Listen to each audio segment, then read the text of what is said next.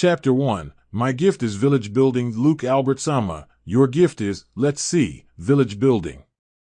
At the priest's announcement, the whole crowd gathered in the largest cathedral in the Albert territory went silent. Both sons of Lord Albert, the lord of the territory, were set to receive their gifts today, so it was no surprise that people from within the territory and even people from outside of it were most interested in witnessing this important ceremony. Village building. What kind of gift is that though? I unconsciously raised my voice and asked so. Yes, I was none other than Luke Albert. I was born as the eldest son of Lord Albert and thus was always expected to inherit the territory from my father. So, for me, receiving a gift today was the thing to seal the deal. I am afraid I don't know. I've never heard of such a gift before, but it doesn't sound like a gift suited for combat, that much I can say. The priest, with some hesitation, replied so. No. Not everyone could receive a gift. It was something that the gods bestowed on only a select few at the age of 12. And among those gifts, those that could be used for combat were the most wanted. Especially in the times we were living where the power of the royal family has declined, and lords were fighting for each other's territories. And because they were expected to lead troops in battle, a lord or someone who belonged to the family of a lord would want such battle-oriented gifts the most. My father was blessed with the gift called Master Swordsmanship. My father, who had both this high-ranking swordsmanship gift and the courage to cut through enemy front lines himself, was now well known throughout the country. He was originally just a viscount, but in just one lifetime, he was able to expand his territory to the point that his domain could rival those of other, higher-ranking lords. It would be no exaggeration to say that his gift played a vital role in that. Because one's heritage greatly influenced the gift they could receive, it wouldn't have been a surprise if I was blessed with the same gift as my father. And given that my mother possessed swordsmanship herself, it was said my chances of getting master swordsmanship as a gift was roughly 80%. I then fearfully looked at my father. Until just a few life-changing moments ago, he was looking at me expectantly. Now though, his gaze was blank as though he had lost all interest. As for my mother, she was looking at the sky with what could be described as a dumbfounded expression on her face. You're in the way, brother. It's my turn next, move aside. Tisk. The one to push me aside was Raoul, my younger brother. Well, my younger half-brother, to be more accurate.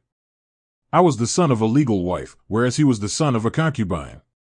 His mother was formerly a maid, so even as a concubine, her social status wasn't that high. More importantly, because she didn't possess a gift at all, Raoul's chances of receiving master swordsmanship was less than 10%. Even getting swordsmanship was a 50-50 chance for him. As such, unlike for me, expectations for Raoul wasn't much. Raoul Albert Sama, your gift is, what's this? Your gift is master swordsmanship. Because Raoul was blessed with the same gift as father, the cathedral's reaction this time was the exact opposite of their reaction to my gift, utter excitement. Oh! Father, smiling from ear to ear, rushed to Raoul's side and hugged him tightly. Tears of joy flowed from his mother's eyes, whereas my mother's eyes were filled with hopelessness. Just like that, my whole world was turned upside down. For a long while, due to my shock, I was unable to anything but stand there like a fool.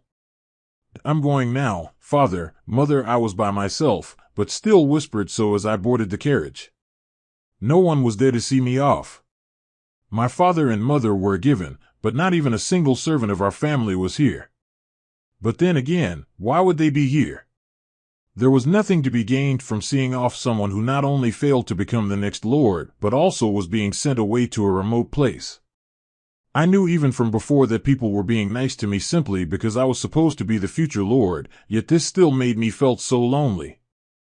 At any rate, the place where I was headed was the uninhabited wasteland to the north of the Albert territory. Due to the dangerous creatures in the area as well as the land being terribly infertile to begin with, efforts of cultivating the land were abandoned each and every time. My purpose in being sent here, to do that impossible task. Chapter 2, Make a Village Here? The one to suggest that I be sent to develop the wasteland was my stepbrother Raoul. It was next to impossible to develop such a horrible place, so it was only a mission in name. In reality, it was me being exiled. Be it from starvation or from the monsters in the area, there was a high likelihood of my death. Yet, no one, not even my mother, raised an objection. To them, I was such a disappointment that dying horribly and alone was the fate I deserved. Luke, the gift you got was called village building, right? Then developing this wasteland should be easy. Ja. Even now, I could still hear Raoul's laughter. Perhaps it was because he was always being ostracized that he grew up have a twisted personality. But then again, maybe someone with his disposition might just be what was needed in this turbulent time. To be frank, I wasn't quite fond of fighting. I had been trained with the sword, and was able to get proficient in a short amount of time, but the act of killing people just didn't sit well with me. My instructor would often remark, "You're talented, but you're just too kind, Luke-sama. We've arrived." Along with that announcement, the carriage stopped. About a week had passed since I left home, but only now did we reach the wasteland I was banished to. I've been told what this place is like, but it's somehow worse. All around me was a wasteland. There were scarcely any plants, and most of the mountains that dotted the place were bald and rocky. The only saving grace were the forest to the north and the lush mountain range to the east. However, these were also where the monsters lived. The monsters liked those places, so they rarely ventured outside, but rarely is not as good as never. Once the luggage was dropped off as well, the carriage quickly departed. There was only one servant that stayed behind with me. "Luke-sama, it's just like we've heard, there really is nothing out here." Screenshot. Her name was Milia. I had never asked for her age, but if I had to guess, I would say she was probably around 20. She had beautiful black hair and a great sense of style. She was tall too. She was my personal maid, but that was before I was banished here. She was an excellent maid and was therefore an important personnel at my father's castle, so she didn't have to come with me at all. "You sure about this? I mean, you can make head maid sooner or later if you stayed." "What are you talking about, Luke-sama? When I became your personal maid, I swore an oath that no matter what happens, I will continue serving by your side. Those feelings haven't changed." Milia. To think that there was someone who would care for me like she does. Fufufu, after all, I love young boys too much. And you, Luke-sama, are my perfect type.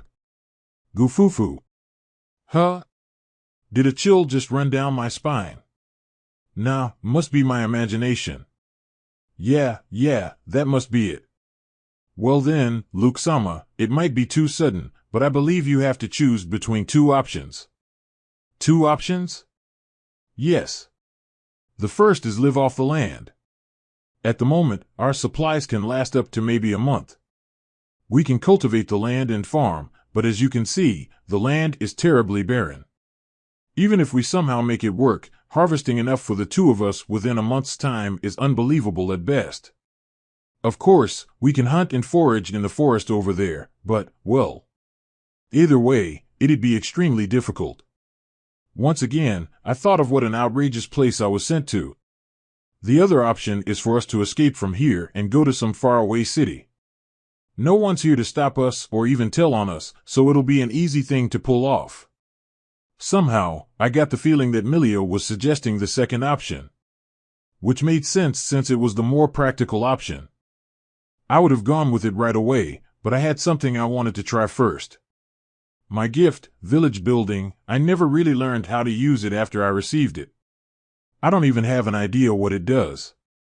I didn't know how, but I just knew my gift would be useful at this moment.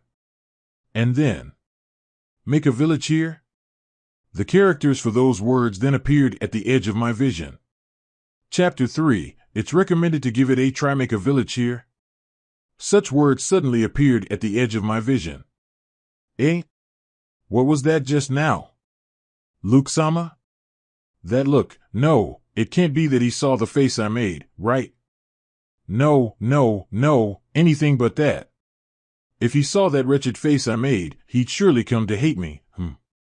I didn't know why Milia looked like she was panicking, but even more mysterious than that was the reason why those words appeared. Because it's possible to make a village here. What? The words changed. Is it possible that it read my thoughts? Let's see, just who are you? Your guide to using your gift, rural development. It answered my question. But a guide for my gift? I've never heard of such a thing, though. Luke-sama. Are you talking to yourself? Has your cruel circumstance made you go? Luke-sama, there is no need for you to worry about a thing. For I am here by your side. No, I'm fine. Completely fine. It's just that it seems like my gift has activated. I hurriedly explained as much as I could to the worried Milia in front of me. Let's see. If you're a guide, do you know what my gift does? Just as its name might imply, it allows you make and develop a village. This place has no owner, so it's possible to make a rural village here. It would seem like the reason why my gift hasn't activated before was that I was in a place that already had an owner. I still don't really get it, but I guess I should give it a try. Yes, make a village here. In the next moment, the ground beneath me became perfectly leveled. This was the case within the 100 radius circular area around me. Beyond that, though, everything stayed the same. The village has been made. Would you like to check the status of the village? Status? I wasn't sure what it meant, but I agreed anyways. When I did, words appeared in my vision. Luke's village level, 1, village points, 50 number of villagers, 0 village skills, none. What are these? The current status of your village. What's this village level? The current level of the village. By gathering a certain number of villagers, the level of the village will rise. What about this village points? These points can be spent to install various facilities in the village. You currently gain 10 points per day. This amount depends on the current number of villagers as well as the village level. By improving those values, the number of points earned per day will increase. Facilities? Would you like to check the facilities that you can install at the moment? I nodded and another set of words appeared in my vision. Shed 20, flower bed 20, watchtower 20, storehouse 20, earthwork 20, earthen wall 20, canal 20, field 20, water well 20, small house 50. What is this? The list of facilities you can build right now. Each facility has its village points cost next to it. More facilities will be available by increasing the village level. It was just explained to me, but I still wasn't sure what it all meant. I mean, spend points to build houses and fields? How does that work? There was no doubt that these facilities were necessary to my mission, but this just sounded too good to be true to me. It is recommended to try it out instead of needlessly overthinking it. That's a little too forceful, don't you think? But fine. If you say I should try it, then I'll try it. Here goes nothing. I scanned the list again. Not all items cost the same. While a hut would only cost 20 points to make, a small house required 50 points. If I were to build a house, it would consume all the points I had at the moment. So, for the sake of this experiment, I decided to make a shed instead. And so, I selected where it would be built and then just prayed that it would work. 20 village points will be consumed to build the shed. In the next moment, a small wooden infrastructure appeared. Eh? I and Milia shouted in surprise. It really was built. It was a shed, so it was rather small. I tried to peek inside, but there was nothing at all in there. There was no bed or any furniture, there wasn't even a single window. Even so, now we didn't have to worry about wind or rain so much. If we tried to build this ourselves, it would doubtlessly take a lot of time and effort. Plus, it might not have turned out to be as good. Luke-sama, is this? Yeah, it's somehow due to my gift. My gift, village building, might actually be useful. Chapter 4, Make her a villager? That's amazing, Luke-sama. You've built a shed in the blink of an eye. While we were in front of the shed that appeared out of nowhere, Milia praised me so. Food, clothing, and shelter, these are said to be essentials to human life. And now, we don't have to worry about one of those. Yeah, well, it's not like I did anything myself. It's my gift. Oh, my and Luke-sama's very own love nest, Gufufu. Milia? Because I built the shed, I only had 30 village points left. Should I build another shed? Or will a field or water well be better? Since each of those items cost 20 points, I can only build one for today. Wait, you can build things other than a shed? Yup. When she understood my little problem, Milia quickly shouted. Then, why not build a well? But isn't this place too small for 2 people to sleep in? Yeah, I guess I should build another shed. Don't. Yes, this place is small, but it's enough. Rather than improve our dwelling situation, we should prioritize securing a water source. It's said that us humans won't die easily from starvation, but even a few days without water can result in death. Oh, okay. Then, I guess I'll build a water well. Pressured by Milia's eagerness, I chose to build a well. I still thought we had enough water for about a few days though. That was close, but with this, my knights Luke-sama are secured, Gufufu. While giving a sidelong glance at Milia, who seemed for some reason relieved about something, I interacted with my gift. 20 village points will be consumed to build a water well. Just like before, it happened in an instant. The next thing I knew, there was a circular well made of joined together stones right where I wanted it to be. Wait, this cover won't come off though. We tried removing the cover of the well, but to no avail. It was possible that the cover was actually part of the well itself. As such, I decided to put that aside and investigate another unfamiliar part of the well. What could this be? Whoa! When I pushed the thing that looked a handle, water suddenly poured out through a pipe. In my surprise, I hurriedly returned the handle to its initial position. When I did though, the water stopped. Is this how it's used? It's quite convenient, isn't it? Just drawing water out of a well is such a laborious task. In fact, back in the castle, it's mostly left to manual labor slaves. In the first place, being able to secure a water source was a success already. Especially in this wasteland. If we didn't have this well, we would have had to wait for rain and gather as much as we could. And that was assuming that there would be rain. Much like what Milia said, we were in real danger of dying due to thirst. At any rate, I now only had 10 points left. There wasn't anything I could build with just 10 points even if I wanted to, so I was forced to wait at least a day. It looks like I gained 10 points per day, so maybe I should build that other shed tomorrow. What do you think, Milia? No. Let's build a field next. Yes, we absolutely must build a field. It takes time to grow the seeds we brought and even more time to harvest them, so the sooner we start, the better. Oh, okay, let's do that, then. Pressured by Milia's threatening gaze, I had little choice but to nod. But then, words suddenly appeared in my vision. They hovered right below Milia's face. Make her a villager? Eh? I can make her a villager? Yes. If the person themselves consent to it, it's possible to make them a villager. Which reminded me, when I looked earlier, it said that my village had 0 villagers. It might be like that because I couldn't be considered as a villager. Milia. Of course, I'll accept, Luke-sama. Please, let me be a villager.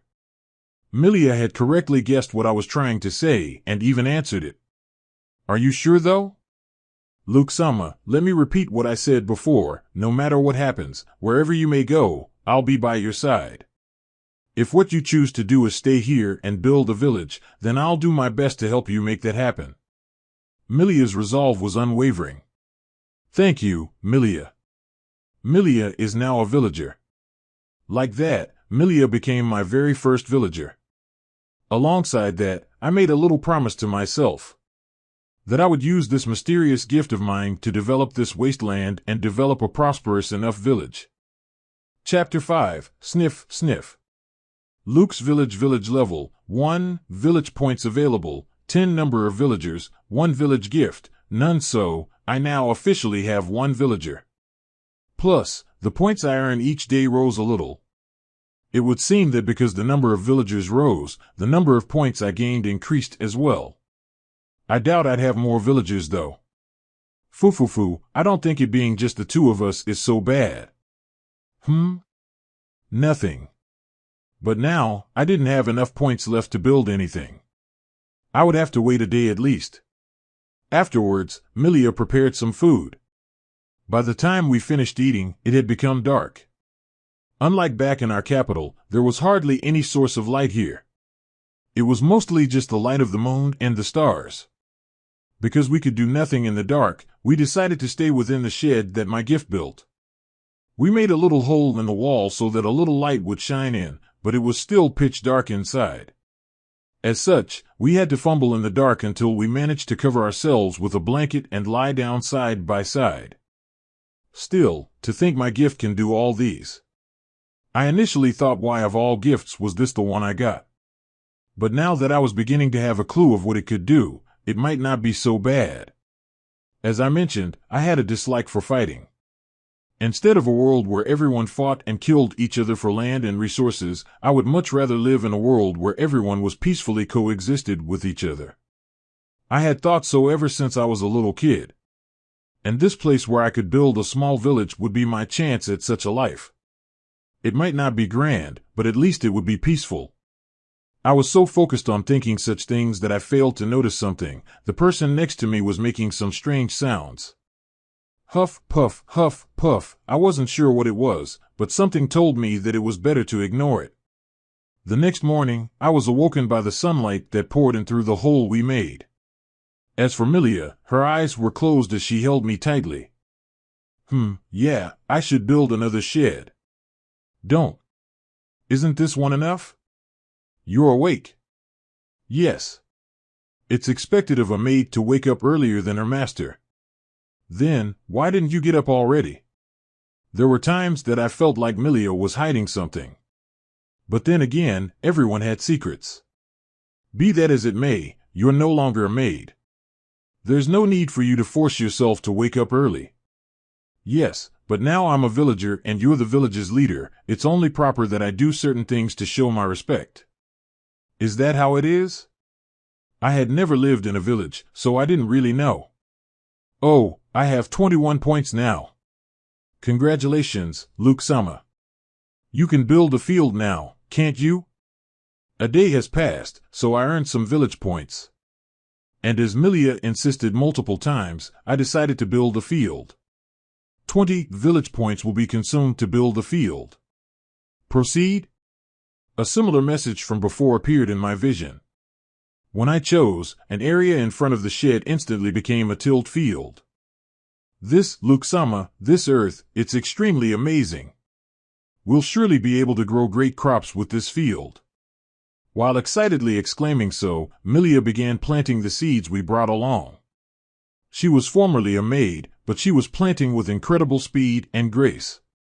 Does she have experience in farming? I'll help too. Luke-sama, such work isn't. Please don't treat me like I'm still the heir of a lord. This is my village, so it's my responsibility.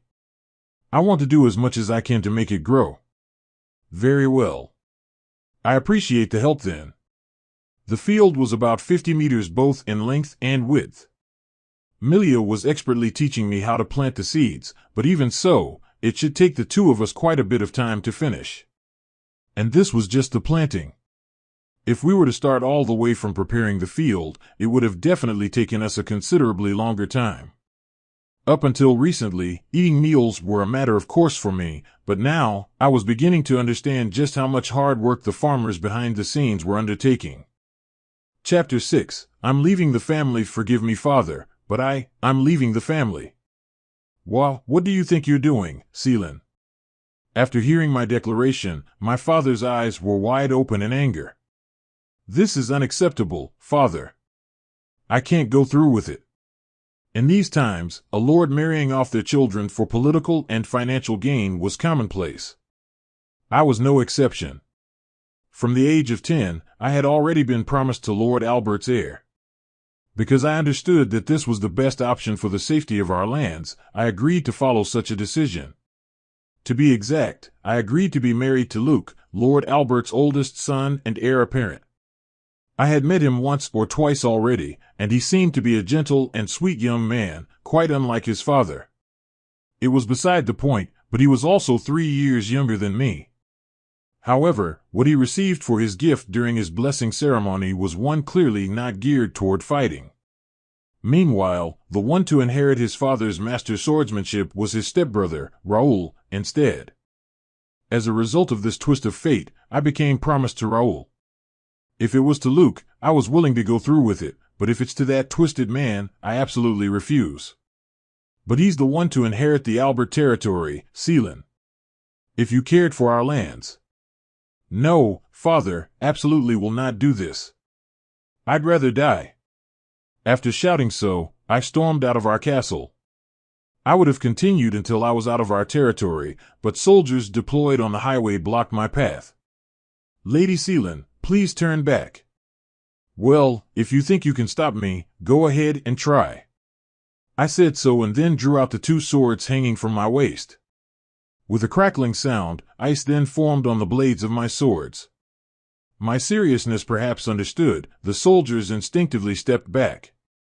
They must have known about my strength, and thus concluded that their force wouldn't have been enough to stop me. Please, Lady Sealand.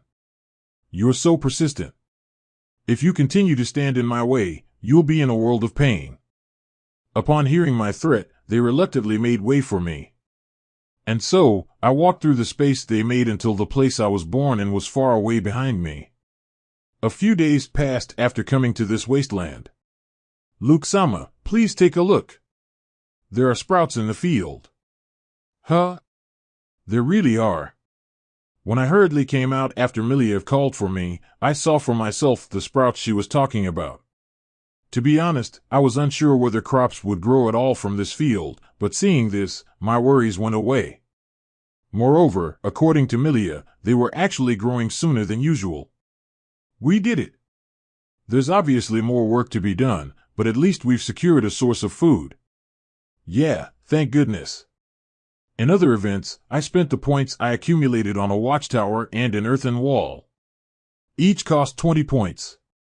I wanted to build another shed, but Milia insisted that we should prioritize facilities for defense in case the worst were to happen.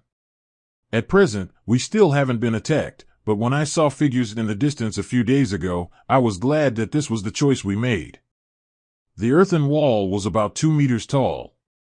It wouldn't be of much use against large monsters, but against small ones, it should be enough to stop them. Luke-sama. It's an emergency. Milia was at the top of the watchtower when she shouted. Because it was rather sudden, my first instinct was to look in her direction. Wah, I can see under her skirt. No, now is not the time for such things. A group of goblins are headed this way. What? Goblins were ugly humanoid monsters. They were usually short, the tallest among them being at about 150 centimeters. Alone, they were said to be easy to deal with, but in a group, they could spell trouble. I hope the wall will be enough to make them give up and turn back. They're stepping on top of their allies to climb over the wall. So much for that. Now, it's only a matter of time before they get past that wall and invade the village. We have to fight. Luke-sama. I resolved myself and drew out my sword. Chapter 7, You Hate It That Much. I steeled myself to face a group of goblins and drew the sword I brought from home in case occasions such as this arose. I'll have to fight them. Luke-sama. It was said that if a child did sword training, that child would have a higher chance of receiving a swordsmanship-type gift. For that reason, I too studied how to use a sword properly and effectively. In the end, I didn't receive such a gift. However, that didn't mean all that training was a waste of time. Especially at times like now, it was better to know how to use a sword than not at all. Gugagajai. One goblin made it over the wall and into the village. Its physique was similar to mine, but unlike me, this one didn't have a weapon. Then, I should be able to take it down. Hiya! I yelled like that as I charged toward the goblin. Jaya! Huh? But before I could reach it, an arrow made of ice flew out of nowhere and hit the goblin's head. It's been a while, Luke. When I turned my head toward the source of that voice, I saw a blue-haired girl standing on top of the wall. Seelan. I knew that girl. I knew her because she was a daughter of the Bajirata family, a family which had close ties to my Albert family since the olden days. To be more specific, she was the daughter of the Bajirata family that I was formerly engaged to. She had been to our family's castle a few times, and back then, we would spend the time playing. She was 3 years older than me, so at least to my younger self, she seemed very mature. She didn't seem to have grown much since then, though. As for why our marriage was called off, it was because I was no longer the heir of our land. The gift I received wasn't deemed enough to hold such a position, so I was disqualified and sent to this wasteland. So instead of me, Raoul, who managed to inherit our father's gift, was now the heir of the territory as well as Seelan's husband-to-be. Regardless, though, what's she doing here? Ice Needle Gugyot. Seelan's ice projectiles hit and killed the next goblins that managed to climb the wall. In no time at all, those and the rest of the goblins were annihilated. Wow, you sure have grown. It has just been 2 years since we last saw each other, right? Casually, as though there was no fight moments before, Seelan dropped down from the wall and walked toward us. Yeah, I think so too. But more importantly, why are you here? Because I ran away from home. What? After giving a tee and then cutely sticking her tongue out, Seelan said such an outrageous thing. It was so outrageous that I almost fell on my behind. I guess it's more accurate to say I've cut ties with my family. Isn't that worse? Why are you doing this? Plus, aren't you engaged to Raoul? What about that? That's been called off. What? Despite my shock, Seelan nonchalantly gave me her reason. I'd rather die than be married to that man. But I'd rather cut ties with my house than die. Pretty simple, right? You hate it that much. Thinking about it, it might be the norm to dislike arranged marriages. It might for the sake of our respective territories, but we children of nobles were nevertheless being forced to marry someone we didn't love. As for me, I didn't really feel any opposition toward the arrangement, but then again, it might be because I was being matched with such a charming girl. Oh, I think I get it. All this time, I thought you also didn't mind this kind of marriage. But I should have known it's much tougher for a woman to be forced into a marriage with someone they didn't love. I feel you've misunderstood something. I refuse to be married to Raoul. But if it's with you, I don't really. What's that now? Seelan's voice became smaller with each word until I couldn't hear her at all. I said, stop right there. Milia suddenly shouted and cut in on our conversation. I'm here too, you know? Are you going to just leave out of the conversation? And you are? I'm Luke Sama's first villager. First villager. Seelan tilted her head. Yes. This is, after all, Luke Sama's village. Oh. That reminds me. What's with this place? I was worried for you when I heard you were sent to this wasteland to develop it, but that watchtower, that wall, that well and that field, can it be that you two alone built them? While looking around, Seelan wondered out loud. I think it's faster if I just show you. Show me? Chapter 8, Why can't we just get along? Show me? Seelan asked me that as she wondered what I was talking about. I decided to make a storehouse so that I could more easily explain my gift. We didn't have any pressing need to have a storehouse right now, but a use for it would come sooner or later anyway. 20 village points will be consumed to build a storehouse. The moment after I selected yes, a splendid storehouse made of earth appeared before us. Her mouth wide open, Seelan was stunned. This is what my gift, village building, does. It can build something I need in an instant. Of course, it can't build all kinds of things. Actually, right now, I can only choose from 10 kinds of facilities. Plus, because of the cost of each item, I also could only build a limited number of them. Wait. I've never heard of a gift that does something like that. Are you saying that this field is also? Yup, made through my gift. So that's how you have all these things in such a short amount of time. It would have been impossible otherwise. When Seelan understood the situation, words once again popped at the edge of my vision. Make her a villager? No, there's no way Seelan should live in such a simple village. I retorted so in my mind as I came to decision to just ignore the message. But are you really sure about breaking off your engagement to Raoul? I mean, I doubt my family will just let the matter go. Compared to the Albert family, the Bajirata family had a meager army. So, if the Bajirata family were to unilaterally cancel this arrangement, it would be no surprise if the Albert family would respond by sending in troops. Even the Albert family won't have enough resources to do that. If they decide to make the Bajirata family their enemy as well, they'd be surrounded on all sides. You have a point. The Albert family might be powerful, but because its territory was so large, it had many hostile neighbors to worry about. In other words, ruining their relationship with the Bajirata family was not something the Albert family would actively pursue. Still, won't you leaving hurt the Bajirata family? Seelan was one of the few people who had 2 gifts. In addition to dual wield, which was a gift that enhanced her ability to fight with 2 swords, she also had blue magic, which allowed her to use water and ice magic. In fact, due to her contributions in the battlefield, she already earned herself an alias, Frozen Blades Princess. I was going to be married off and sent away anyway, so my absence was taken into account a long time ago. Plus, my younger brother's blessing revealed that he had a strong gift. As long as he's there, they'll manage. If memory serves right, her younger brother was about my age. Anyway, by the looks of things, living here doesn't look so bad. Huh? You're planning to live here? Yeah. I mean, I'm not going back and I have nowhere I got to be. Seelan is now a villager. Whoa, she became a villager on her own. When I checked, it indeed said that I now had 2 villagers. The number of points I earned each day rose to 12 as well.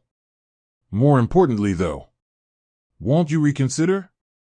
Even with my gift, the fact remains that this is still an undeveloped wasteland. We still don't have decent houses and harvest is not until much later. Meanwhile, with your powers, I'm certain you'd be given a high post anywhere you might go. Are you saying you don't want me here, Luke? No, that's not my point at all. For some reason, Seelan asked so while giving Milia a sharp look.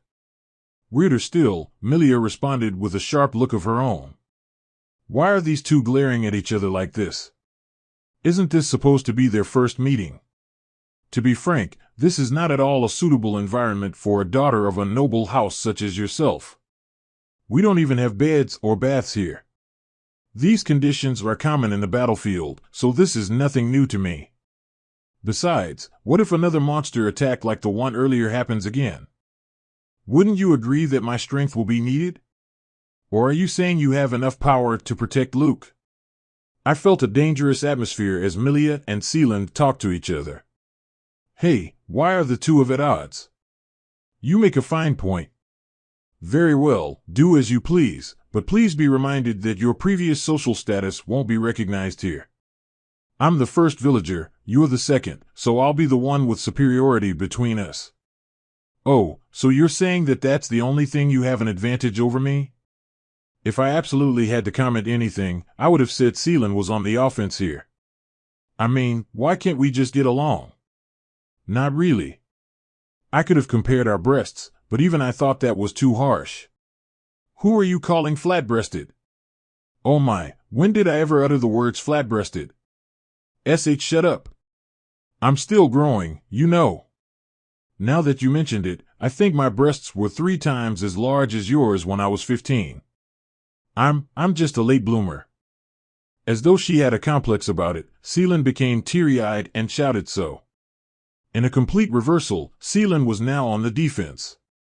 As for me, I simply headed the other way. I didn't want to get involved any more than I have, so I stealthily snuck away. Chapter 9. If you turn the red one, hot water will come out. For some reason, there was a tense atmosphere between Milia and Seelan. When night came, another argument among them arose. You two have been sleeping in a room this small. Yes. Is something the matter? Don't is something the matter me. No matter how you look at it, this is not normal. With a powerful voice, Seelan reprimanded us. In our defense, though, we were forced to share the shed because it was the only one we had. If you find this so unacceptable, we won't force you to sleep here. Feel free to sleep outside. Why would I do that? Why you two, let's just try to get along. Luke, stay out of this. Okay. If I could, I would have built another shed right away. Unfortunately, because I built a storehouse earlier in order to demonstrate my gift to Seelan, I didn't have enough points anymore. That's it. I'll just go sleep in the storehouse. Proud of my idea, I quickly tried to put it into action. Absolutely not, Luke-sama. You're the chief of this village, after all. Right. If anyone has to sleep there, it's this girl. Oh my. Are you saying you want to be alone here with Luke-sama? What scandalous girl you are. That's not what I said. And don't act like you're innocent yourself.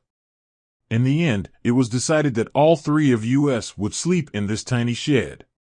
In addition, I was told I had to sleep between the two of them. I can't sleep. Luke's village level, 1, village points, 54 number of villagers, 2 village gifts, none. Alright, I finally have 50 points. I made the village around dusk, so the time I gained additional points was around dusk of each day as well.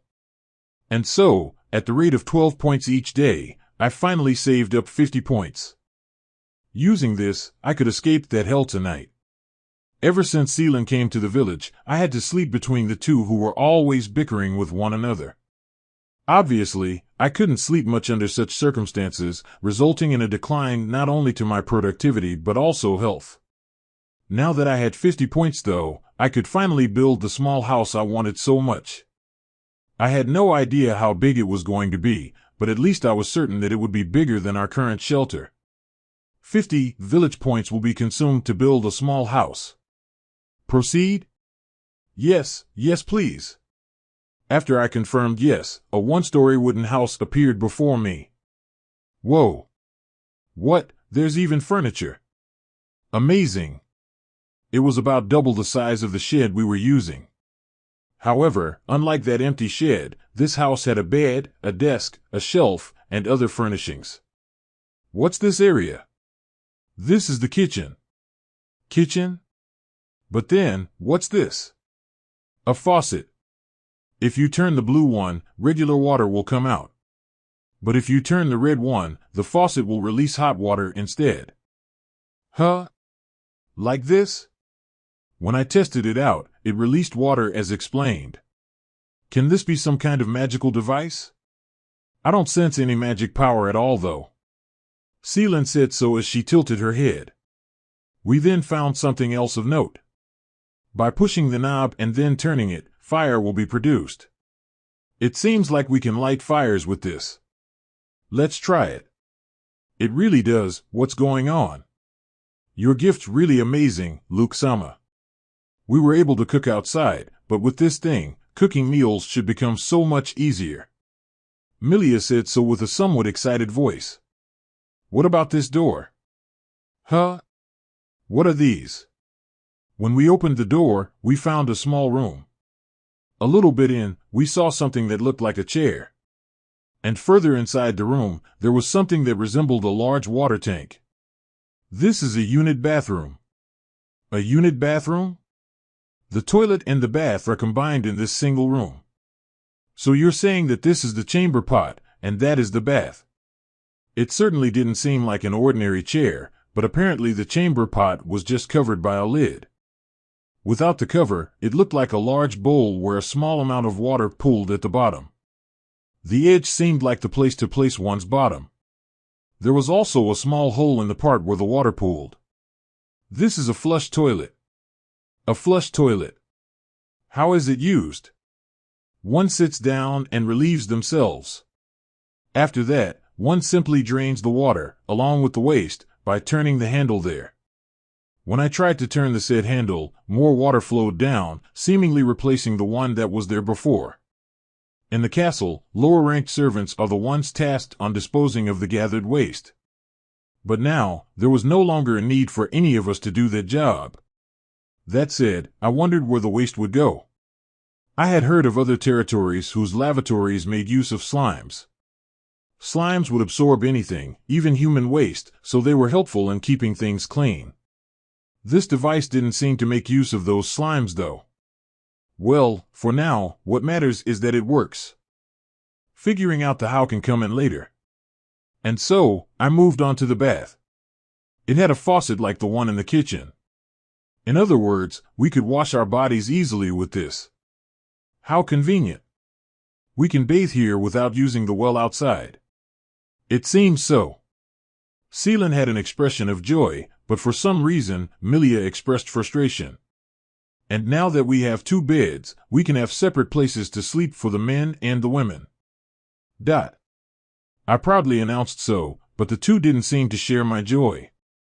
As though to clear my confusion on why they were silent, Milia spoke first, quickly followed by Seelan. Sleeping alone with this woman is quite impossible for me. Me too. Forcing the 2 of them, who were at odds with each other all the time, to sleep alone with each other certainly wasn't a great idea. However, it also would be quite strange for me to sleep beside only one of them, no matter which one. The only reason Milia and I did so before was because we only had that shed. I understand. Then, I guess all 3 of us will just have to sleep in this house.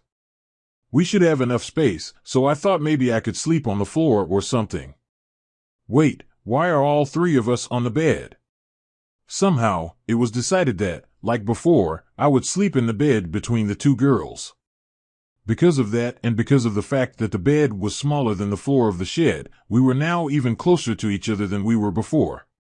Luke-sama, we can't let you sleep anywhere else other than this bed. I wouldn't mind sleeping on the floor, except I absolutely refuse to let this woman sleep beside you by herself. How unexpected, I also can't let you sleep beside Luke-sama by yourself. Given that, it seems the only solution left is for all of us to sleep here. Agreed. I don't understand that logic at all. Chapter 10. They're probably refugees. Almost a month has passed since we arrived at this undeveloped land. Thanks to my village building, we've been living more comfortably than I expected. Even now, the relationship between Milia and Seelan hasn't improved, but other than that, things were going well. Back when I still lived in my family's estate, I spent each day studying for the future. As such, this was probably the first time in life where I passed the days in a leisurely manner.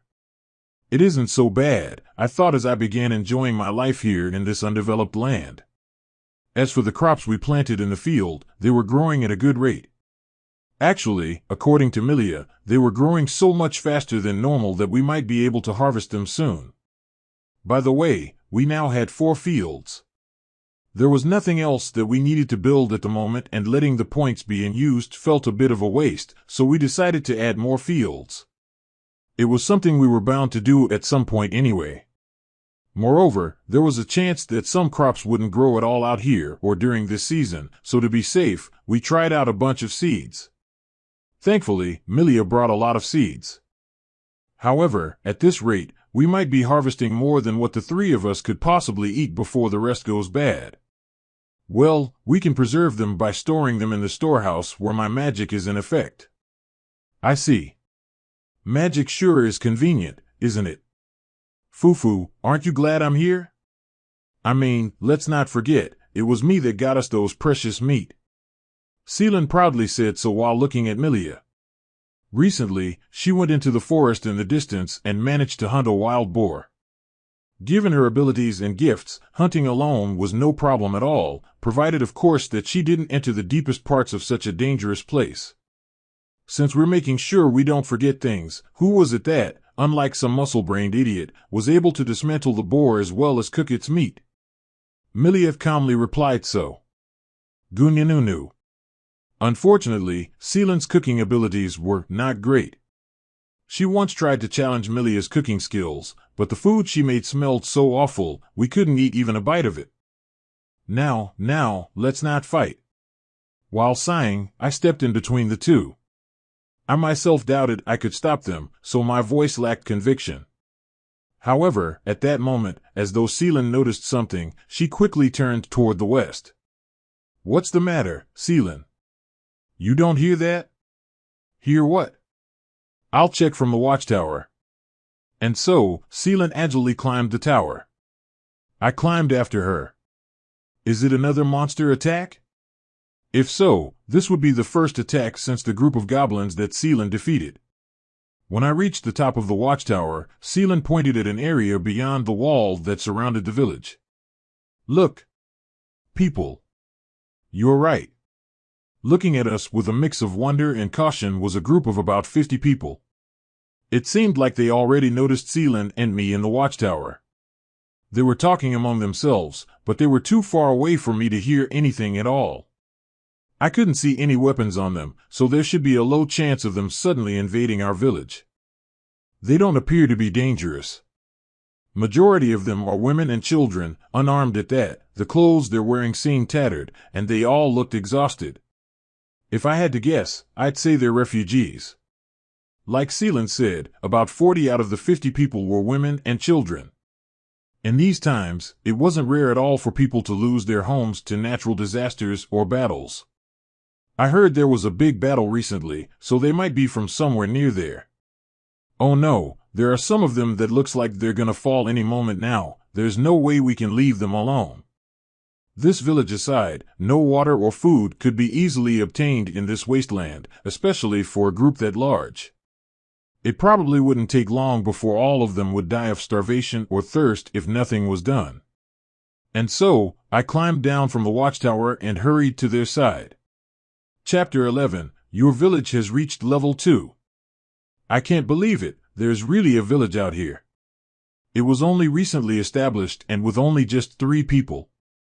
For the meantime, I stand as this village's leader. I am Luke. Ah, Village Chief Sama, please excuse the late introduction. I am Belrith. And for the moment, I stand as this group's representative. Berlithan was a man who seemed to be in his mid-30s. He had signs of being muscular, but perhaps because of malnutrition, he was sticks and bones at the moment. Not just him either. The entire group seemed to be starving. After a brief discussion with Seelan and Milia, we agreed that the group was not dangerous and that we should invite them into the village. Once inside, we talked to them some more. We had confirmed that they were indeed refugees. The reason there were so few adult men was that they were forcefully conscripted. And the reason there were almost no elderly among the group was that most of them insisted on staying in their village so as to not burden the group on their journey. Old people were unlikely to be conscripted or be turned into slaves, so the group reluctantly agreed. Belrith-san's father, who was their village's leader, also stayed behind. So, Belrith-san took it upon himself to lead the escaping group in his father's stead. After that, we wandered aimlessly until we reached this wasteland. And right when our water and food supply had run out, we found your place. I see. Well, we haven't harvested our crops yet, and our own food supply might not be enough for all of you, but don't worry, we'll do whatever we can to prepare food for you all. Oh, and as for water, we have a well here, so feel free to drink from it as much as you want. Really? Thank you very much. In addition to looking like they're starving, the group also looked thirsty. To help with that, I showed where the well was. In response, they all rushed toward it. Is one well not enough? I have spare points, so why not build another one? 20 village points will be consumed to build the well. Proceed? I selected yes. Everyone, feel free to use this other well. Really? Was there a well there earlier? Either way, I'm grateful. While the people were quenching their thirst, Milia cooked the boar from Seelan's hunt yesterday. Our remaining stock of wheat was used up as well. It's not much, but please have some. Oh. Maybe it was because they were famished, but the refugees made all that food disappear almost instantly. We are truly grateful for this kindness you showed us. We're not sure how to properly thank you beyond these words. Their hunger sated for now, Belrith-san uttered words of thanks while tears fell from his eyes. As for the others, they put their palms together as though they were trying to worship us. Regardless, their crisis wasn't over just yet. For their group to live here in this wasteland by themselves wouldn't just be hard, it was nigh impossible. Make them villagers? As though reading my mind, some text appeared at the edge of my vision. Belrith-san. Yes, Village Chief Sama? Would you like to live here in this village?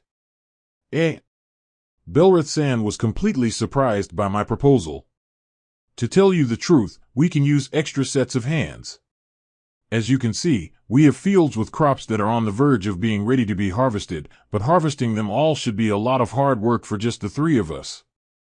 Moreover, it will be too much for us to eat.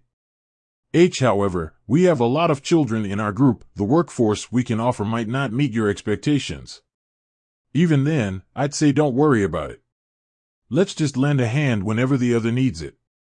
Oh, thank you very much. In reaction to my words, Belrith-san cried out loud as he profusely thanked me. Right after that though, lines of texts appeared in my vision one after the other. The 51 people represented by Belrith are now villagers. Ta-ta-ta-ta. Congratulations. Because you now have more than 10 villagers, your village has become level 2. 200 village points have been acquired as level up bonus. You can now build more kinds of facilities. Maximum village area has been increased. The village skill villager appraisal has been acquired. Ta-ta-ta-ta. Congratulations. Because you now have more than 30 villagers, your village has become level 3. 300 village points have been acquired as level up bonus. You can now build more kinds of facilities. Maximum village area has been increased. The village skill reposition has been acquired. Chapter 12. Did the walls move? Wait, what? The village's level has increased. So, having more villagers does increase the village level. But in the first place, what is this village level? Even now, I still couldn't really fully comprehend what it is. Luke's village level, 3 village points, 764 number of villagers, 53 village skills, villager appraisal, reposition. Because of that so-called level up bonus, I seem to have earned 500 village points in one go. Moreover, the amount of village points I gained each day has increased as well. But I thought only 1 point per villager was added to my daily earnings. Is that not the case? At village level 3, the base daily earning becomes 30 points. Ah, I see. It's the base points plus the points based on the number of villagers. So, 30 plus 53 is equal to 83. Truth be told, even though I invited them, I worried how their group will live here. However, between the level up bonus and the increased daily earnings, we should be able to manage. Before I forget, I can build more things now, right? By reaching village level 2, you've become eligible to build new facilities with village points. They are as follows. Landfill, 30, paddy fields, 30, public park, 30 animal barn, 80 terrace house, 80. By reaching village level 3, you've become eligible to build new facilities with village points. They are as follows. Stone wall, 50 incinerator, 60 outdoor kitchen, 60 jailhouse, 80 medium-sized house, 100 what's a terrace house. A one-story building. It is the combination of 5 residential units. Each of those residential units is estimated to be able to house a household of 5 people. Great, that's just what we need. Compared to a shed which could house at most 3 people for 20 village points, a terrace house which could house 25 people for 80 points was clearly the more economical choice, points-wise. As to be expected though, we couldn't afford to build a small house for everyone. We should be fine for a while, but increasing the number of our fields still seems wise. Before that, though, I should expand the village. Apparently, my village level increasing also increased the village's maximum area. At its previous size, 3 terrace houses would have barely fit. It's quite a shame, but I guess I have no choice but to tear down the walls to make space. You don't have to. The skill reposition should come in handy at times like this. Using that skill, it is possible to move a facility that you've already built to a new location. Oh, how convenient. And so, I surrounded the borders of the village with earthen walls. Of course, the walls from before wouldn't be enough to surround the larger area, so I built new ones. Additionally, it is possible to upgrade the earthen walls into stone walls. The cost for doing so is the difference between the two, which is 30 village points. These are fine for now. I want to use my points for something else. With space now available and secured by the walls, I built 3 terrace houses. When I peeked inside, I discovered that much like the small house, the terrace houses were somewhat furnished. Regarding restrooms, it seemed like there was only one for each terrace house. However, there were several toilet bowls in each restroom, so it wasn't so bad. I also set up a water well for each building. Through reposition, one of those wells was the one from before. And so, just like that, we solved the issue of where the group was going to live. Everyone, please feel free to use these buildings. Maybe they were like that since earlier, but when I looked at them, their eyes and mouth were wide open. Just now. Did the walls move? There was nothing there a moment ago, and now there's this building. Whoa! Among them, an older man was so surprised that he fell on his behind. Sorry. Didn't mean to surprise you all. Well, all of these are because of my gift. It's not some shady magic or anything like that, so there's nothing to worry about. I hurriedly explained so. What? The village chief has a gift. He can make even this kind of things? It's like an act of God. For them to be surprised this much, it might be due to them not being used to gifts. After all, people who had gifts were quite rare. On top of the people who received an act of blessing but was revealed to not have any gifts, there were people who don't even receive a blessing in the first place due to their low social status. Technically, even common citizens were allowed to have a blessing, but they needed to give an astronomically large sum of money first.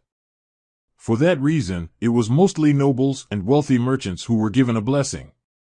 A blessing was also given to craftsmen whose family lineage was known to inherit useful gifts for the development of the territory, but those were rather rare. The impact of gifts was so huge.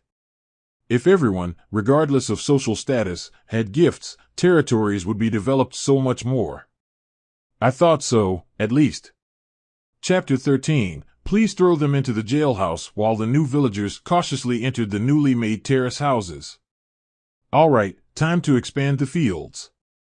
At present, the village had 4 fields. The crops grown from these fields should be able to feed 50 people, but only for a while.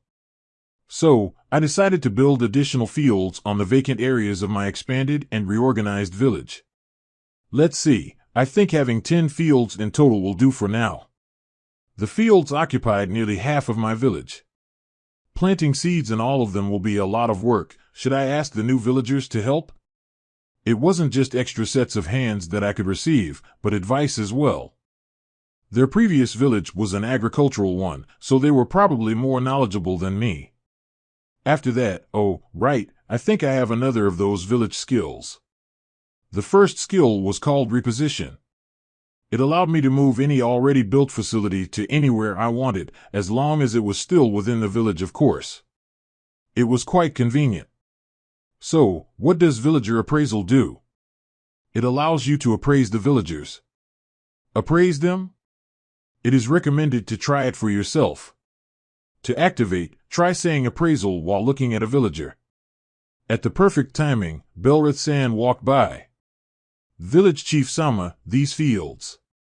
We have more people now, so I thought I should add more fields. I know you're tired, so resting your tired bodies should be your priority, but after that, I'd really like it if you can help in planting the seeds. We'd be happy to help. Not only have you given us food, but shelter as well. If we can repay that favor even a little, it'd be our pleasure to help. Okay, but don't overexert yourselves, okay? While looking at Belrith, who proudly declared so, I uttered appraisal under my breath. Name, Belrith. Age, 36 years old. Village bond level, high. Suitable occupation, coordinator. Gift, none. When I did so, a set of text appeared in vision. The first two lines were as straightforward as things could be, but I wasn't sure what village bond level meant. It is one's loyalty and sense of belonging toward the village. So, because Belrith-san says hi, does that mean he thinks favorably of the village already? That is the case, yes. A villager with a low village bond level is more likely to perform criminal acts within the village or even incite insurrection, so please do be careful of them. I see. Thinking about it, the risk of having such a villager becomes higher as the population grows. However, through this skill, I would be able to tell who were likely to cause problems. I wasn't quite comfortable on peeking at others' minds, though. If such people become present in the village, please throw them into the jailhouse. Oh yeah, I became able to build a jailhouse when the village reached level 3. I hope building one never becomes necessary, though. Anyway, how about suitable occupation? As its name implies, it is the job that is advisable for the villager. In other words, Belrith-san's current position was just right for him. As much as possible, assign villagers to duties that match their inclinations. For example, a villager with a suitable occupation of farm work will likely excel in agriculture, while someone with sentinel might be great as a guard or a peacekeeper. Wait, is it really all right for me to be able to get that much information that easily? I mean, I'm not complaining, but isn't it too strong? Just that alone could rival a powerful gift.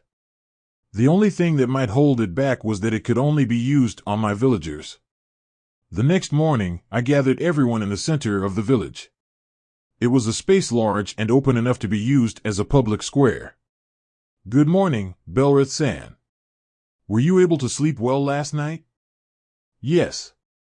Thanks to Village Chief Sama's comfortable beds, we've been able to sleep well for the first time in quite a while. The residential units in a terrace house weren't especially spacious, so I worried if they were able to sleep well, if at all. Apparently, though, just having a place to sleep was enough to make their sleep feel heavenly. Or it might be because of the joy of surpassing their hardships. I'm glad to hear that. Well then, let's talk about why I wanted everyone to gather here. For the sake of our future endeavors, I'd like to know each of you one by one. I believe learning your name, age, family structure, and so on will help me in assigning which jobs will be best suited for you. Yes, you're right. But then in that case, won't it be faster if simply tell you those kinds of information? Maybe, but I'm going to have to say no. As the village's leader, I want to memorize each and everyone's faces as much as possible.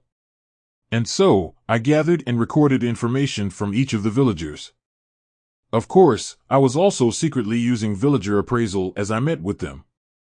By the 7th one, I was so surprised that I unconsciously shouted Name, Balrath. Age, 32 years old. Village bond level, high. Suitable occupation, soldier. Gift, there's something in the gift line, but why is it enclosed in parentheses? Chapter 14, all of a sudden, this place has become village-like, hasn't it? Name, Balrath. Age, 32 years old. Village bond level, high. Suitable occupation, soldier. Gift, what does mean? Why is it in parentheses? Because this person hasn't been blessed, his gift can't be used yet. So, does that mean that as long as he gets blessed, he'd receive this particular gift? Yes. The ability that I could have gotten was lying dormant and going to waste like this. At any rate, villager appraisal lets me know even this, I wonder if there's anyone else who is like him. Village chief? It's nothing. Anyway, what is your family structure like, Belrith-san? It would seem that this person was actually the younger brother of Belrith-san. So that's why their names sound alike. Furthermore, he said that because he had a wife and 2 children, he was really grateful that I welcomed them into the village. His wife didn't have a potential gift, but their 2 children both had written on the line about their gifts. The children weren't at the age where they could receive the rite of blessing, but as soon as they turned 12, I hoped they would receive it somehow. After a while, I finished interviewing the newly arrived villagers. I organized some of the data as follows: by age group, 12 were children, 37 were adults, and 2 were elderly. By gender, 18 males, 33 females. Total number of households, 14. As for the category of suitable occupations, they were all over the place. From orthodox jobs like farmer and merchants to somewhat suspicious ones like jailer and torturer, as well as entertainers like dancers and singers. It was quite varied. All that being said, why is being a torturer the suitable occupation for an old lady over 60 years old? Plus, she's the oldest among them by far, but she made it all the way here with strength to spare as though she was among the young ones. Anyway, I told those who were suited for agriculture to take care of the fields.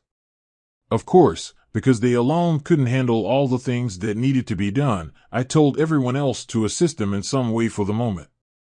In total, I found 7 people with potential gifts among the new villagers. As mentioned, Balrath-san and his 2 children had swordsmanship. The gift of the other 4 were as follows: comprehension of concoctions, red magic, labyrinth exploration, literary talent. Comprehension of concoctions seemed to be related to the mixing and preparation of things like medicine. It belonged to a woman in her 20s who was already a widow. Red magic was a gift related to fire and heat magic. It belonged to a 10-year-old girl. No one else in her family had a gift, so it might be a mutation of sorts.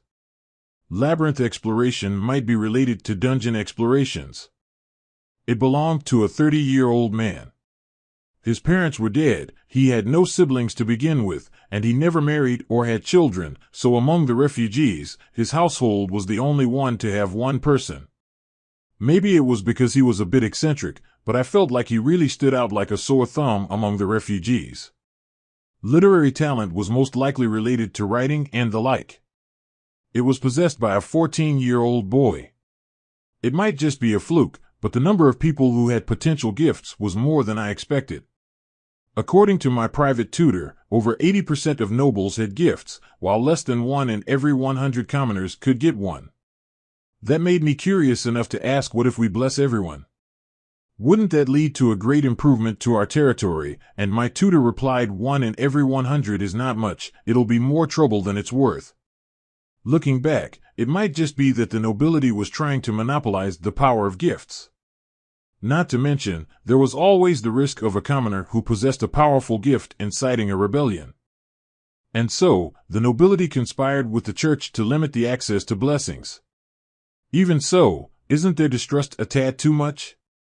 All of a sudden, this place has become village-like, hasn't it? Seelan said so when she walked by. I used that chance to use villager appraisal on her as well. Name, Seelan. Age, 15 years old. Village bond level, high. Suitable occupation, general gift, dual wield, blue magic. Oh, she's recommended to be general, huh? I can certainly see her as someone who would lead soldiers through a battlefield, but why would a mere village ever need general? That aside, more people meant an increase in the need for meat, so I asked if she could continue to hunt for us. Luke-sama, there's a good chance more refugees will come to village. I think we should ready ourselves for that. Yeah. According to the stories I heard from the new villagers, there have been an increase in fighting here and there. While Milia and I were talking like that, I decided to use villager appraisal on her as well. Will her suitable occupation be something like maid? Name, Milia. Age, 21 years old. Village bond level, ultra-high. Suitable occupation, priest gift, so, Milia's 21. Wait, more importantly, she has a potential gift. Chapter 15, They're All Crazy Large. Name, Milia. Age, 21 years old. Village bond level, ultra-high. Suitable occupation, priest gift. Surprisingly, even Milia had a potential gift. Furthermore, it was none other than the gift that allowed its wielder to bless others. Because the church has basically monopolized this gift, it was extremely rare, if at all, to see this gift except on its members. So, the person who does the blessing has to be blessed first themselves? However, on top of the fact that the closest church that offered to do blessings was too far away from the village, we also didn't have enough money for the ceremony. What should we do? Luke-sama? Is something the matter? Actually, I thought it was not right to hide the issue to the person herself, so I told her. Of course, that meant I had to tell her about villager appraisal, which I had been keeping private so far.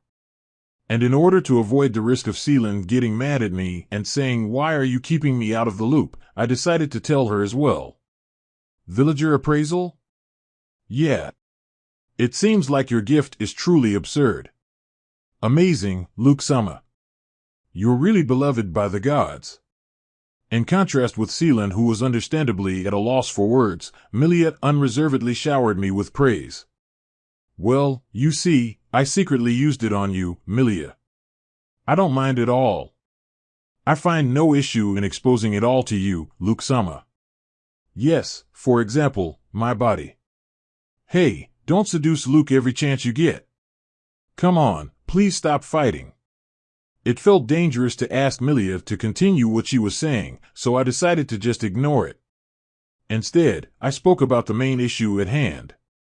Anyway, the result of using it on you is that I found out that you have a potential gift. If we can have you blessed, you'll be able to use it. It can tell you even that. Seelan was shocked once again. I then proceeded to tell them that Milia's potential gift was Oracle. Oracle. I see. If she has that gift, she'll be able to bless anyone in the village who has a potential gift. Yeah, but the problem is that she herself has to be blessed first, it appears. I didn't really expect to have a solution after talking to them. I just wanted to let them know of the situation. Oracle, I wonder how I can get that blessing. With an uncharacteristically meek look on her face, Milia said so. She was probably thinking how much she could contribute to the village if she unlocked that gift. Milia, the first villager, probably was more devoted to the village than I was. After all, she had an ultra-high for her village bond level. Yep, that must be it. 3 days had passed since we welcomed the new villagers. At this time, we were finally ready for our first ever harvest. Whoa, what's all these? They're all crazy large. The vegetables over here too. They're growing unbelievably large as well. Such expressions could be heard in the field here and there. Thanks to everyone's help, we were able to harvest the first batch in about 2 hours. The first batch in question was the crops grown in 2 of the 4 fields we had at the start. The crops were known to grow quickly, but even they would normally have taken about a month before they could be harvested. It's so wonderful, village chief. It might be because the soil in the fields is great, but still, I've never seen grow vegetables this big. Belrith-san, who was more knowledgeable in agriculture than I was, told me so. By the way, I managed to bargain what he would call me down to village chief. Village chief Sama was just too embarrassing for me. By the looks of it, even supposedly out-of-season vegetables have no problem growing here. On the other fields, vegetables that were normally grown in autumn were growing just fine even though we were still in spring. I didn't know anything about agriculture, so I just planted whatever I could in hopes that at least some would grow. Thankfully, the seeds didn't end up wasted. Village chief, since you've grown these, how about having a taste? Huh? It's safe? Why, yes. They're vegetables that can be eaten raw, after all. I'm glad they grew big, but do they taste good? I thought so as I cautiously bit into the vegetable, a turnip, Belrith-san gave me. Village chief? It's delicious. Chapter 16, it's so delicious the vegetables we just harvested was unbelievably delicious. Are you all right, village chief? Excuse me. It was just so delicious, I couldn't help but shout out loud. I apologized like that to Belrith-san, who seemed startled by me. Belrith-san, why don't you give it a try? All right, I'll take you up on that kind offer. He said so and then bit onto a turnip. and the next moment, his eyes opened widely. Susuguud. Our reactions were quite similar. Certainly, freshly harvested turnips taste great, but what's with these? I've never had turnips this delicious. Perhaps it was because of his excitement, but Belrith-san continued to munch on the turnip as he talked. Afterwards, we decided to hold a celebration for the successful harvest. The just harvested vegetables were a given, but we also decided to use some of the meat of the boar and the deer that the group led by Seelan managed to hunt down. By the way, I built an outdoor kitchen for 60 points. Because we could use it not only to prepare meals for a large group but also as a place to butcher what we caught, it was quite an efficient facility. Well then. To the successful harvest as well as new friends, cheers. Cheers. I proposed a toast and everybody quickly followed. There wasn't any alcohol in the village yet though, so what we used was just well water. What? I can't believe it. So delicious. Such shouts could be heard here and there. Hey, hey, hey, this is too delicious, ain't it? This is the first time I've had anything this good. Are these really prepared by our spouses? It's the ingredients. Especially the newly harvested vegetables. Everyone was shocked at how delicious the food was. However, it was during then that the village chief. Even when such a celebration was underway, a young man was keeping watch over the village from the top of the watchtower. However, he suddenly climbed down and hurriedly searched for me. What is it? What's wrong? A group of people are approaching the village. Eh? The group seemed to be refugees as well. This time, there were about 40 people. Each of them seemed thoroughly exhausted, but when they entered the village and confirmed that the village was real instead of being an illusion they dreamt up, their faces were of shock and awe. And when they smelled the food prepared for the celebration, they couldn't help but gulp down. Hello, nice to meet you. I am Luke, and I stand as this village's chief. A kid like you is the... Oh, sorry, never mind. Nice to meet you as well. I am Damga. When a man who seemed to be in his 30s said his name, Belrith-san shouted for some reason. Damga. Are you that Damga? It's been a while. Oh. You can't be Belrith, can you? Damga-san was stunned. Do you two perhaps know each other? Yes, we do, village chief. Back in the day, Damga here frequently visited our village. Our villages had many interactions such as trade, but for Damga, the main reason for visiting our village was because he was smitten by my younger sister. Alas, that love was not meant to be. Can you not talk about the ancient past? I may not look it, but I have a wife and children now, you know. The two of them seem to have quite a friendly relationship. By the way, the younger sister in question seemed to be married to a man in another village. Wait, if you're here. Does that mean your village was also? Yes, that's right. We had to leave behind our village. It was quite a harsh journey, but it came to an end a few days ago when we arrived at this village. Still, to think there would be a village here in this wasteland. Things were simple if Belrith-san's acquaintance was among the new group. They must be starving, so I interjected. I think the details can wait until later. For now, would you guys like to join us? We're having a celebration for our successful harvest. Wah, are you sure? Yes, absolutely. Of course, no one objected to the idea. They knew firsthand the hardships the new group must have endured, so they welcomed them with warmth. Chapter 17. It is recommended that you build a church. How are things, Damga-san? Is there anything not to your liking? Hello, village chief. No, we have no complaints at all. How can we win on top of the delicious food? You also provide us with great shelter. Not to mention, we don't need to worry about all the fighting going on. This place is like paradise to us. All of us are truly grateful. A few days had passed since Damga-san's group arrived. They seemed to be pleased with their life here in the village, so I as the village chief was happy as well. Yes, Donga-san and his group were our newest villagers. There were 44 of them, bringing the total number of villagers to 97. Just a few short of 100. I needed to prepare things for them first though, such as building new terrace houses. Fortunately, we had an abundance of crops from our harvest, so our food supply shouldn't be an issue for a while. Just to be on the safe side in the future though, I decided to add 4 new fields. Much like with Barith-san's group, majority of Donga-san's group were women and children. Even among the children, there were more women than men. I had used villager appraisal on them, and designated each of them a job that they could do. That said, there were only a few types of jobs available at the moment, so their current duties were likely not the one most suitable for them. Also, I found out that there were 6 of them who had the potential to have gifts. Much like before, they needed to receive a blessing first before they could use those gifts, so it felt like wasting resources, which in turn made me felt frustrated. Anyway, around the time when Donga-san's group were beginning to grow accustomed to their life in the village. Village Chief. There's a group approaching the village. They look like refugees as well. Another group had come. This time, there were 70 of them. What will you do? I know you want to accept them, but that would put us over our current capacity.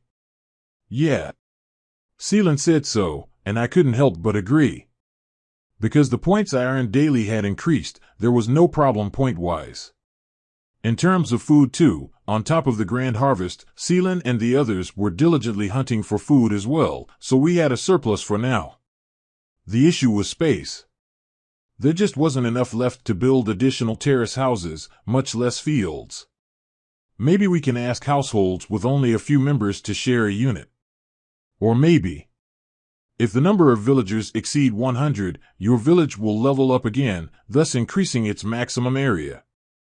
Oh, is that so? Yes. For that reason, it is recommended to accept them as villagers. I've always wondered this, but on what criteria does this guide bases its recommendation? Moreover, how does it know my exact situation? At any rate, I did as was recommended and accepted the new refugees as villagers. The 76 people represented by Leon are now villagers. Ta-ta-ta-ta. Congratulations. Because you now have more than 100 villagers, your village has become level 4. 400 village points have been acquired as level up bonus. You can now build more kinds of facilities. Maximum village area has been increased. The village skill intruder detection has been acquired. Just like the guide said, my village leveled up and expanded its maximum area. I was somehow able to sense how big my village was now. However, it would seem that the village was now double of its size when it was level 3. Does that mean that my village doubles in size each level up? Huh?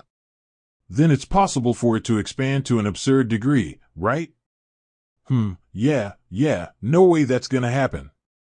Leaving that aside, I checked out the new facilities I could build. Store, 80 workshop, 80 public lavatory, 80 rehabilitation facilities, 100 church, 150 a store should be a building where a merchant can run their business. Meanwhile, a workshop should be a kind of atelier for craftsmen. Okay, but then what is a public lavatory? Also, a rehabilitation facility? What I was most curious of all though was the church. It is recommended that you build a church. Almost insisting, the guide recommended so. Even so, without a priest, there was no meaning in particularly having one. We could use the building for something else, but because it required 150 points to be built, there were far better alternatives. Why do you recommend that? If someone with the potential to receive oracle praise in a church, it's possible for the gift to be received. Huh? Wait, are you saying we don't have to go to another church? Yes. Chapter 18, I can now bless people freely, right? Once again, I moved some of the earthen walls and then built new ones so that the new area would be surrounded by walls as well. I also built terrace houses and wells. Given these, the new villagers should have decent shelters. I still had points left, so I decided to build a church, as the guide recommended. 150 village points will be consumed to build a church. Proceed? Yes, no, I selected yes. Afterwards, a small church appeared. Small compared to other churches, at least. In our tiny village, it was just about the right size. Luke-sama, is this? Yes, Milia, it's a church. I wonder what it is. Somehow, I have this feeling that I should go pray in this church. As though something was guiding her, Milia entered the church. Of course, I followed behind her. Within was as normal as a church could be. Milia continued walking until she reached the altar further inside. She then knelt down and prayed. With bated breath, I watched her for a while. Before long, Milia lifted her head up and opened her eyes. Luke-sama, I've received the gift. Oracle, I mean. Wow, great. In my awe, I accidentally let out a shout, which echoed in this empty place of worship. Now that I have this, I can bless people freely, right? Yes, that's right. I think we should go call on someone with a potential gift right away. Unless, of course, if you prefer to take a rest first? No, that won't be needed. On the contrary, I insist that we do this as soon as possible. I haven't had a chance to use villager appraisal on the newest group, so I didn't know yet how many of them had gifts or the potential to have gifts. Out of all the villagers I had used it on, though, there were 13 people that could receive gifts. 5 of those 13 weren't adults yet, so only the remaining 7 were the options right now. By the way, because the strain on the body was so heavy, it was generally advised to wait until reaching adulthood before trying to receive a gift. What do you mean, village chief? The people I called seemed to be puzzled, so I began explaining. What? I can have a gift? But I thought only some nobles can receive a gift. As far as I can tell, our people have been nothing but farmers for generations. I quickly denied their false information. Certainly, lineage plays a large role in the likelihood of receiving a gift, as well what kind of gift they would receive. However, social status doesn't play a role at all in those things. They were not fully convinced. Oh well, I guess it'll be quicker to convince them with results than with words, and so, I asked Milia to begin giving each of them a blessing. She began with Balrath-san, Belrath-san's brother. Balrath, you have received the gift of sword techniques. What is this sensation? Something, I can feel something flowing into my body. Name, Balrath. Age, 32 years old. Village bond level, high. Suitable occupation, soldier. Gift, sword techniques. Through villager appraisal, I confirmed that the parentheses around his gift were removed. It seemed like he could now use the gift. Balrath-san, please have this sword. Are you sure about this, village chief? Absolutely. I'm sure you and your gift will find more use for this than I ever would. Our village couldn't make our own swords yet. So, other than the 2 swords that Seelan wielded, the only sword we had was the one I brought. How? Even just holding a sword properly was something I've never been able to do before, but now, it feels like it's part of my hands. After he received the sword, Balrath-san wonderingly said so. Thank you, village chief. I might not be young anymore, but I promise you I'll train as much as I can to become strong enough to protect the village. Balrath-san declared so. After him, Milia also blessed the others. In addition to the first ones I discovered, comprehension of concoctions, labyrinth exploration, and literary talent, there were master farmer, green magic, and spear techniques. I had never before heard of master farmer. Much like its name implies, it was a gift that pertained to agriculture. However, since it belonged to a 20-year-old man who was already working in the fields, there was nothing special that needed to be done. Green magic was a gift that concerned wind and weather magic. If the user has become skilled enough, they would be able to summon rain freely. That'll help us farm, right? Spear techniques was the sword techniques for spears. The one who got it was a 15-year-old man. He was young, so whether we assign him as a guard or as a hunter, he would likely flourish. Chapter 19, His 2 beautiful wives. My village's population had risen to 173 people. and as such, the place became full of activity. The days when it was just Milia and myself seemed so long ago now. By my count, there was about 2 women for each man. Moreover, the young outnumbered the old. Perhaps it was because of the many young women, but the whole village somehow felt quite cheerful and vibrant right now. "Good morning, Chief Luke." "Fufu, today's quite lovely as well, isn't it?" "My, Chief Luke, your skin's always so soft." "I'm so jealous." I have no doubt that Chief Luke's the cutest village chief in the world. I especially felt so whenever these ladies teased me. Look, I'm aware that I'm not an authoritative-looking village chief, but... By the way, most women over the age of 20 were married already. That said, many of the husbands were forcefully conscripted. To make matters worse, a lot of the women had children to take care of by themselves. They might be cheerful, but they surely had worries of their own. So, if they could have a bit of fun by teasing me, I was willing to put up with that. Well, even without that reason, I might still not complain because I'm that bad at talking to older women. I mean, I still sleep between Seelan and Milia, for crying out loud. But to have those 2 pretty ladies as his wives, the chief's quite enviable, yeah? You said it. Him being that young only makes him more amazing. He looks so cute and innocent, but he must be quite potent down there, wouldn't you agree? Ha ha ha. Before I knew it, the villagers had assumed that Seelan and Milia were my wives. I couldn't blame them for thinking so because the 3 of us did live under one roof, but still. And for some reason, both Seelan and Milia didn't deny such rumors even after hearing them themselves. Thanks to that, even if I say no, I am not married to either of them, I would only be met with replies such as, "Oh, your face is so red, how cute," or "Ah, youth." They wouldn't listen to me at all. Ha!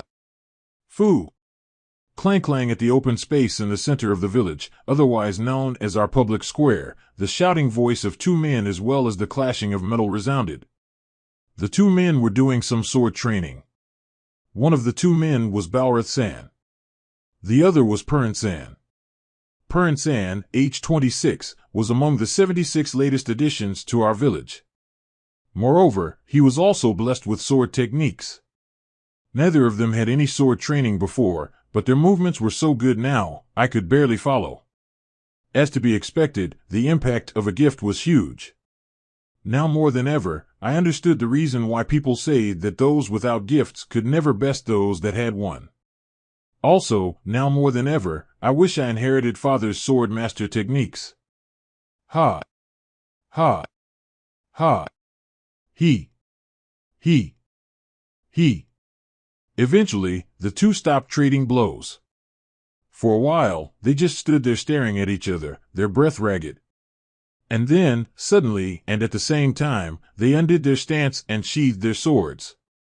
At that moment, the villagers watching them train clapped their hands. Wow! So that's the power of gifts. Unbelievable. Daddy, you're so cool. Our papa's just as cool. Among those watching were their children. Balrath-san's 2 sons were there, as well as Purin-san's daughter. Actually, all 3 children had the potential to have sword techniques as well. However, as they were still too young, they couldn't be blessed just yet. I look forward to that day though. You 2 sure have improved a lot. Alright, I expect you 2 to give your best as well in our hunt later. Yes, Master.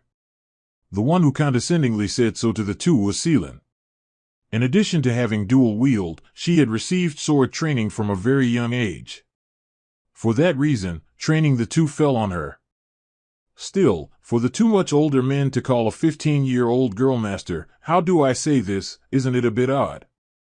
Chapter 20, Our Savior. I had used my villager appraisal on the 76 newest villagers. Among them, 12 had the potential to have gifts. However, since 2 of those 12 were children, only 10 could be blessed right now. These gifts included sword techniques, Herculean strength which increased the user's physical strength, beast's sense of smell which heightened one's olfactory senses to rival even those of beasts, danger perception which alerted the user to incoming danger, and poison resistance which decreases the effects of poison on the user. Of particular note was shield master techniques.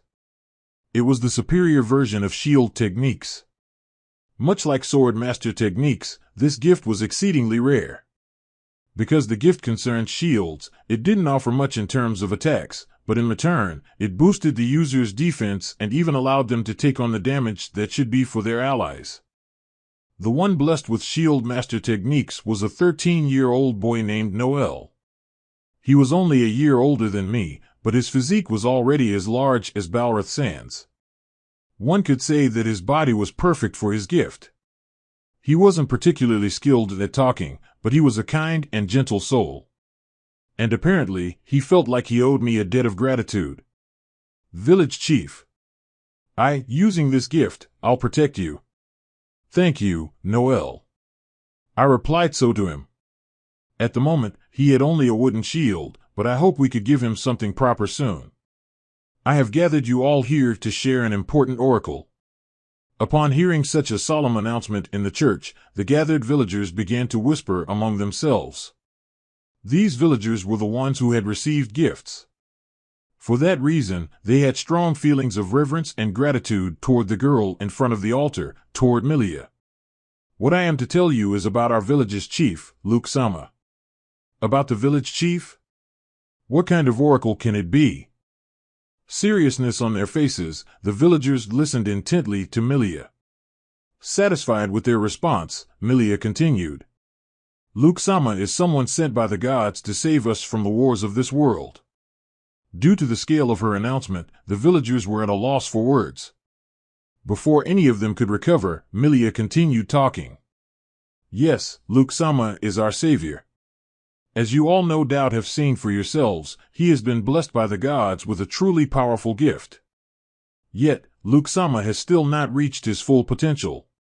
Milia had heard from Luke that his village building could make more kinds of facilities as well as grant him more village skills if the thing called village level increased. At that, the villagers looked at each other. Sure, I thought that the village chief was no ordinary person, but... No, we're talking about the village chief here. It's totally possible. It seems we've come to a truly unbelievable place. They were surprised, but all of them believed Milia's words. How could they not when the person telling them such things was a priest that possessed the gift oracle? Sorry, everyone. What I've told you isn't an oracle at all. Even so, I absolutely believe that that is the truth. That Luke-sama is an envoy of the gods who are worried about the world we live in. Everyone, let's all give thanks to Luke-sama by doing our best to develop the village. Yes. Like that, and unbeknownst to the person himself, a new faith was born in Luke's village. Huh? Just now, I felt a chill down my spine. Am I catching a cold? Then, I guess I better rest earlier today. While thinking that, I suddenly heard shouts of yes. From the church. Oh yeah, Milia did say she was gathering those who received gifts so that they could do some worshipping together. Surely, they must be giving thanks again for the gifts they received, right? Still, Milia didn't seem to be the type before, but just by receiving the gift oracle, she became totally like a priest, huh?